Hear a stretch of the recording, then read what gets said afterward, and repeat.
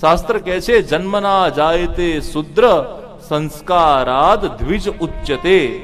જન્મથી બધા વ્યક્તિ ઇક્વલ છે, પરંતુ વ્યક્તિ એના સંસ્કારથી દ્વિજત્વ પ્રાપ્ત કરે છે, એટલે શ્રેષ્ઠત્વ પ્રાપ્ત કરે છે. બ્રાહ્મણના દીકરાઓ હોય એમનો યજ્ઞોપવિત નામનો સંસ્કાર થાય.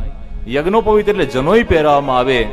લગ્નની જેમ જ આવો માંડવો ને મેદી ને બધું જ થાય, પીઠી થાય, અને પછી એને યજ્ઞોપવિત નામનો સંસ્કાર આપવામાં આવે એટલે દ્વિજત્વ પ્રાપ્ત. બળવો દોડે ને મામા પકડે, પણ આ બળવો એટલે બટુક હવે ગુરુ આશ્રમમાં જાય, વેદનું અધ્યયન કરે, તો માતા પિતા જવાબ દે ને મામા રોકી દે. મામા એને એમ કે તું ભણીશ નહીં, મામા એને કે તું જલસા કર.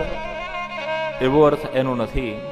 એ તો ખાલી એક લૌકિક ક્રિયા છે, પરંતુ દ્વિજત્વ પ્રાપ્ત કરવા માટે તમારા બાળકોને તમારે મુક્ત ગગન આપવું જોઈએ.